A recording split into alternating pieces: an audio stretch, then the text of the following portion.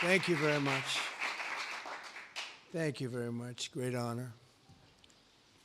Today it's my privilege to welcome the Prime Minister of a very special place, the United Kingdom, to the White House. Prime Minister Starmer, you've been terrific in our discussions. You're a very tough negotiator, however. I'm not sure I like that, but that's okay.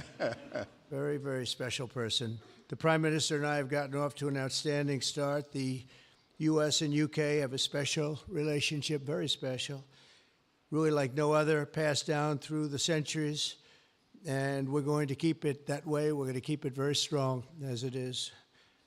Very importantly, I was just notified by letter from King Charles that he's extended through the Prime Minister a historic second state visit to the United Kingdom.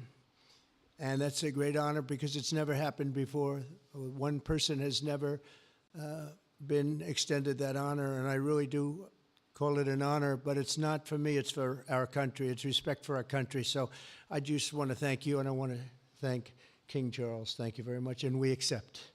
I don't know if the media is going to follow us. I have a feeling they might. Okay, thank you very much. Appreciate it. I'm pleased to say that the bust of one of the Prime Minister's greatest predecessors, Winston Churchill, is now back in the rightful place in the Oval Office, and we're very proud of it.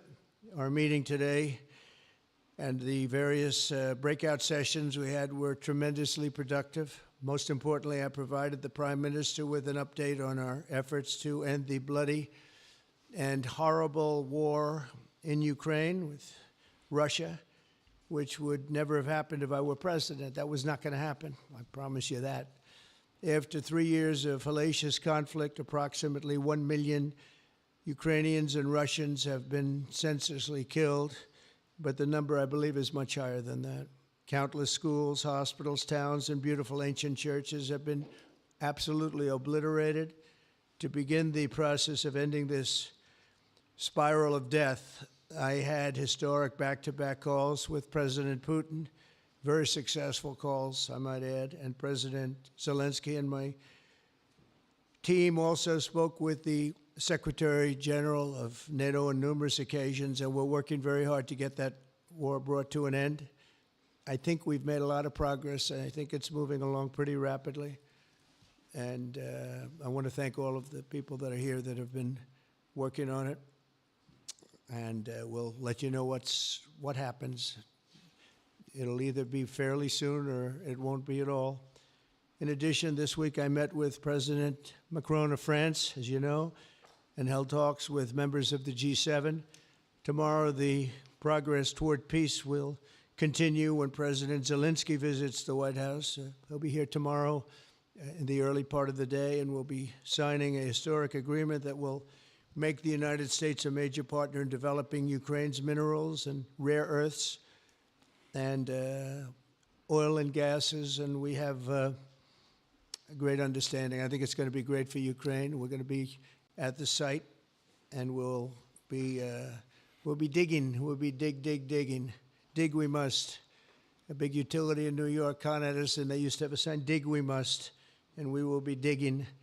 But much of the European aid to Ukraine has been sent in the form of loans for which they expect to be paid back, and we didn't have that honor under the Biden administration. He sent money, or just sent it, money after money after money, and never had any knowledge of ever seeing it back, maybe $300 to $350 billion. But under the breakthrough agreement, very unusual, which everyone said was difficult to get, but it's really very good for Ukraine and very good for us. The American taxpayers will now effectively be reimbursed for the money and hundreds of billions of dollars poured into helping Ukraine defend itself, which by and of itself is a very worthy thing to do. We've paid far more than any other country, and with most of our support, it's been paid in military, the finest weapons anywhere in the world.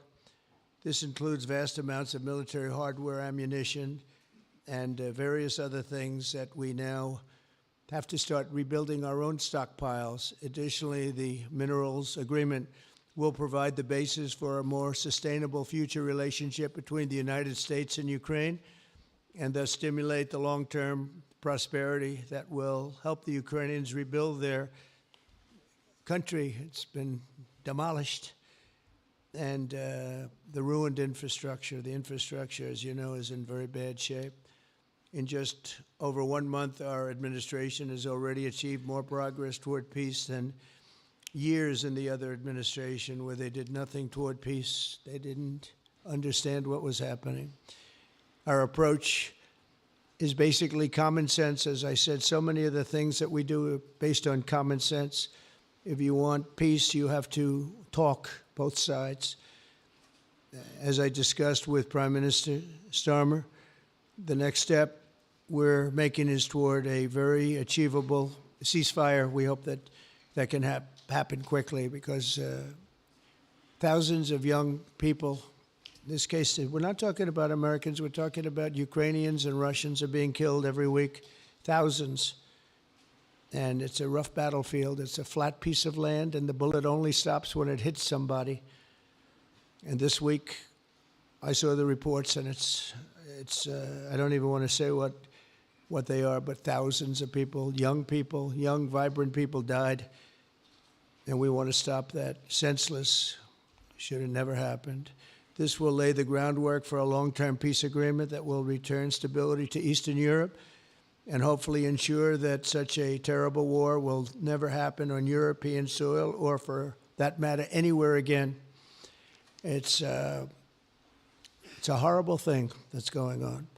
The disaster in Ukraine shows exactly why it's so important for the United Kingdom and other NATO partners to make large investments in their defense capabilities. In many cases, 4% or 5% of GDP would be appropriate. I know that they're raising it. I just read an article, a great article, about the work you're doing in the UK as to the military. You're raising it quite a bit, which is a great thing to do for your country. It's a great thing to do. It's sad that we need that, but probably need that. So congratulations on that. I know you got it through. After years of chronic underfunding, there's an urgent need to catch up for some countries. And I want to thank the Prime Minister once again for traveling here today. Working together, I believe that we'll once again demonstrate the power of our country's unique friendship. This is indeed a unique friendship. It's been many years, and I think it's only gotten stronger, and we will make sure that it stays that way. We're going to have a great trade agreement. One way or the other, we're going to end up with a very good trade agreement for both countries, and we're working on that as we speak.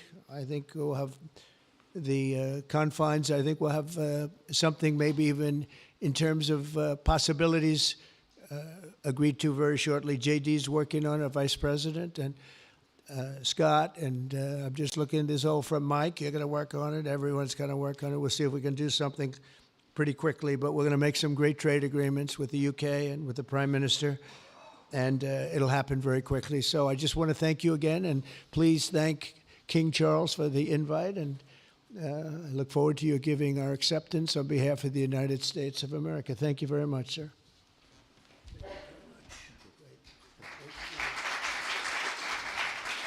Thank you.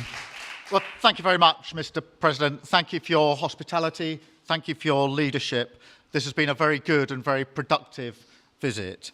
And with your family roots in Scotland and your close bond with His Majesty the King, it's good to know that the United Kingdom has a true friend in the Oval Office. And it was so good to see the bust of Winston Churchill back in its rightful place just a moment ago. But look, in a moment of real danger around the world, this relationship matters more than ever.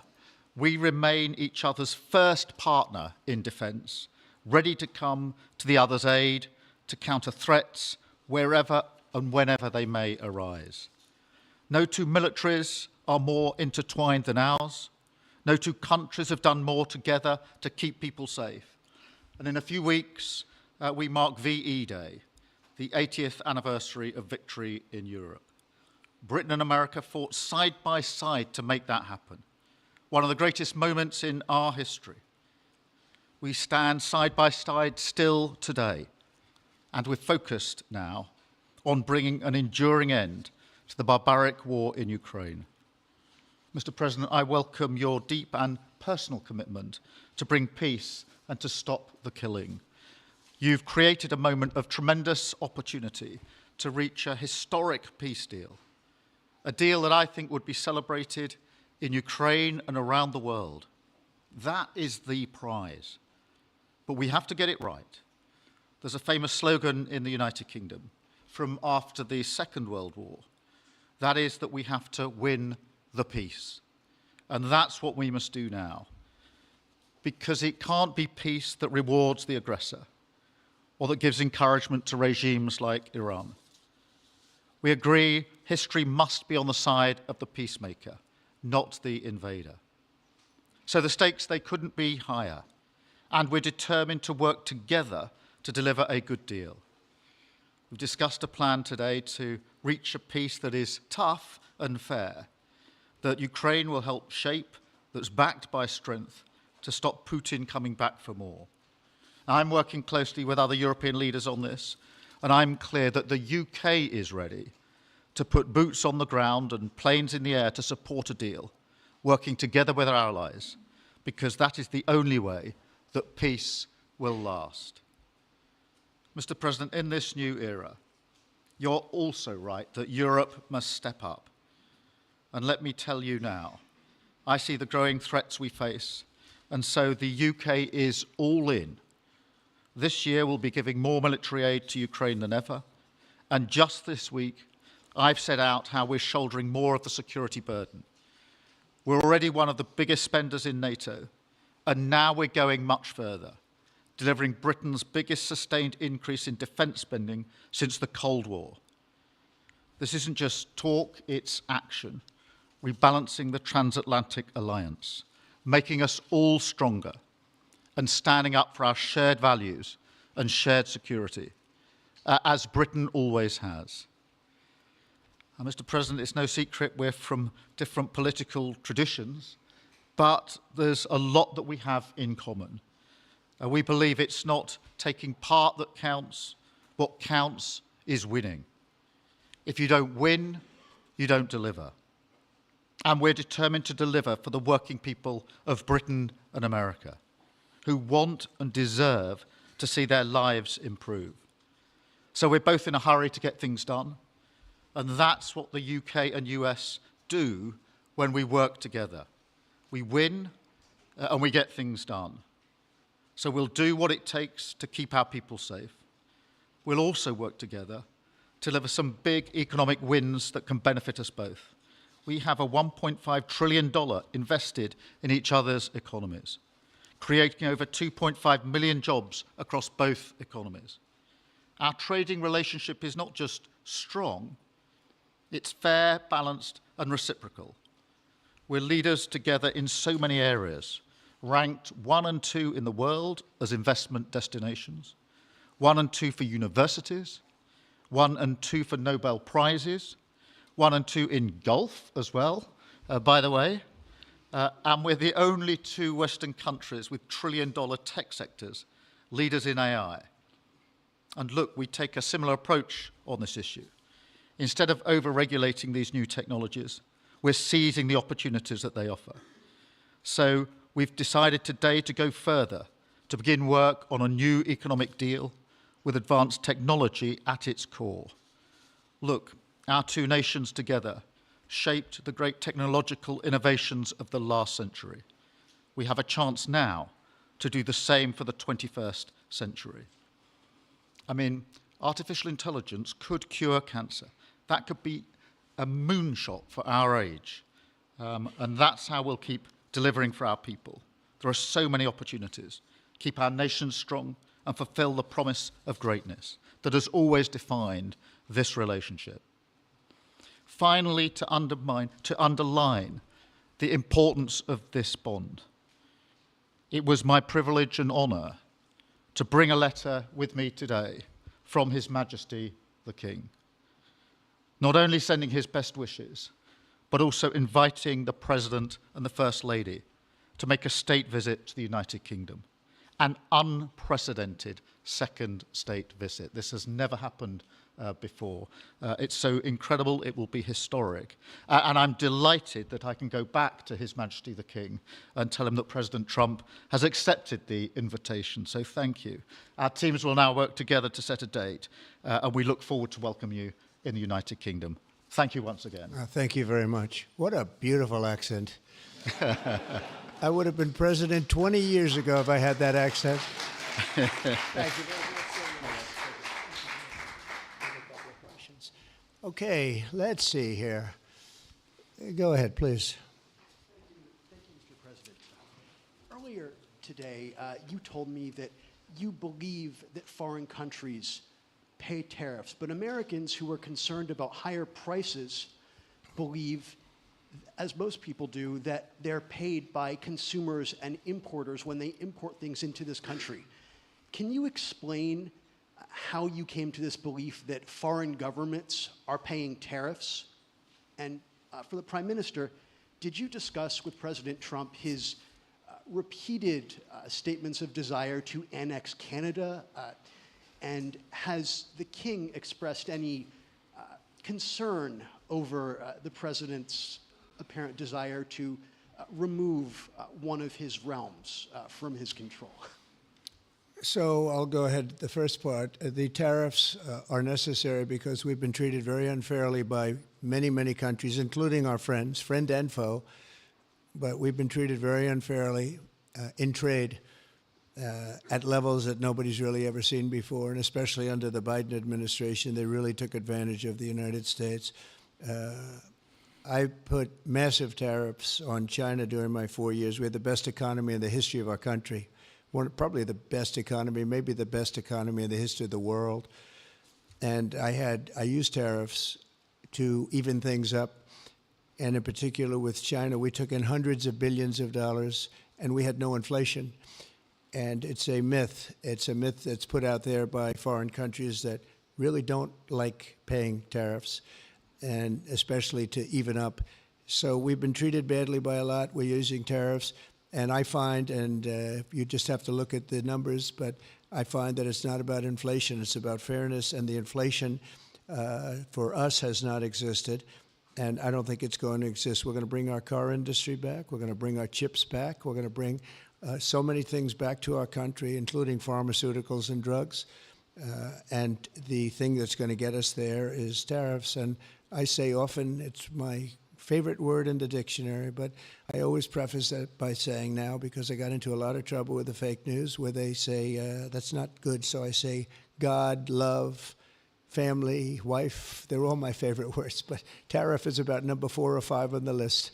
But I will tell you, it's going to make our country rich, and it's going to stop us from being a laughingstock all over the world, because we have been taken advantage of like no country has ever been taken advantage of. Thank you very much. And look, we had a really good discussion, a productive discussion, a good discussion, as a result of which our teams are now going to be working together on an economic deal. Our teams are going to be working together on security in Ukraine. You mentioned Canada. I think you're trying to find a divide between us that doesn't exist. We're the closest of nations, and we had very good discussions today, but we didn't discuss Canada. Thank you. Please. Go ahead. Go ahead. Yes. Thank you. Hi, Natasha Clark from Hi. LBC. Mr. President, you've said you're working on a new trade deal with Britain, which we of course welcome. President Obama once said Britain was at the back of the queue for that trade deal. Where are we now? When do you think we're going to see that? And Prime Minister, the BBC has today admitted serious flaws over the recent Gaza coverage, suggestions of payments made to people linked to Hamas. Does the BBC still have your trust? Thank you. Well, they didn't do well with President Obama. He'd never got a lot of things done, and he didn't get a trade deal done that was of any importance or magnitude. We've had great discussions on trade, and I think we're going to have a deal done rather quickly as it can be done. We're going to have something, I think, rather quickly. We expect to do that. Okay? Please. On the BBC, look, I've been concerned about the programme in question. The Secretary of State had a meeting with the BBC. I think it was yesterday, it could have been the day before. Thank you. Jeff, go ahead. Thank Thank you, sir. Pardon me. Mr. President, do you support Article 5 of the NATO treaty? And are you concerned that it might be triggered if European peacekeeping forces end up in Ukraine? I support it. I don't think we're going to have any reason for it. I think we're going to have a very successful peace, and I think it's going to be a long-lasting peace. And I think it's going to happen hopefully quickly. If it doesn't happen quickly, it may not happen at all. And we want it for two reasons. Number one, I want to see on a humane basis, I want to see soldiers stop getting shot, because largely it's soldiers now. Towns have been obliterated, but it's largely that. And I don't want to pay billions and billions and billions of dollars, nor does the Prime Minister or anybody else, on a senseless war that should have never happened. And we're going to get it taken care of. But I think it's going to be a peace that's going to be long-lasting. Do you have a question for the Prime Minister? Thank you. Mr. Prime Minister, you were asking the President today about a backstop for Europe if the peacekeeping force ends up in Ukraine. Did you feel like you got a satisfying answer for yourself and for Europe? And Mr. President, if you want to comment on that as well, please do. I felt we had a very productive discussion. Obviously, as the President says, the deal has to come first. But yes, our teams are going to be talking about how we make sure that deal sticks, is lasting and enforced. So our teams will be talking about that. Okay. Please, Blue. Mr. President, some experts think it could take more than a decade to mine the precious minerals from Ukraine. How much should the U.S. expect to receive, and when do you expect to see that come to fruition? Well, we're never going to know that answer, but by our being in Ukraine and doing the exploration and also the digging and taking the rare earth, which we need in our country very badly, we'll be doing a substantial amount of work, probably about at least what we have in there, and we hope to be able to do that. You never know when it comes to that. You know, you dig and maybe things aren't there like you think they're there, but we'll be spending a lot of time there. It'll be great for Ukraine. It's like a huge economic development project, so it'll be good for both countries, okay? Please. Prime Minister, excuse me, Prime Minister, you've talked about putting British soldiers' boots on the ground in Ukraine in the event that President Trump succeeds with his peace deal. But can you do that without a firm assurance that America will have our back in the form of some kind of security guarantee were Putin to breach that agreement? And Mr. President, tomorrow you're seeing President Zelensky to sign this deal on minerals and energy that could be hugely important to the United States. Will you take the opportunity to apologize to him for calling him a dictator while praising Vladimir Putin, who is a dictator? Well, Robert, let me start by saying I've been really clear today and previously that I think that European countries, including the United Kingdom, need to step up in our own defence and security. We've been doing that in recent days. You saw the announcement we made on spending just the other day. In addition to that, I've made it clear that the United Kingdom will play its full part in ensuring that if there's a deal, and we hope there is a deal in Ukraine, that is a lasting deal that sticks. And we're obviously working with other European countries on that, France and NATO in particular. But I think I'm hosting 18 countries on Sunday to further our discussions. You heard from the President this morning that, you know, as historically has always been the case, we have each other's backs. And today we've been talking about the deal, how that will be a lasting deal. And coming out of this, our teams will now be talking in detail about that. And I think we're going to have a very good meeting tomorrow, 11 o'clock.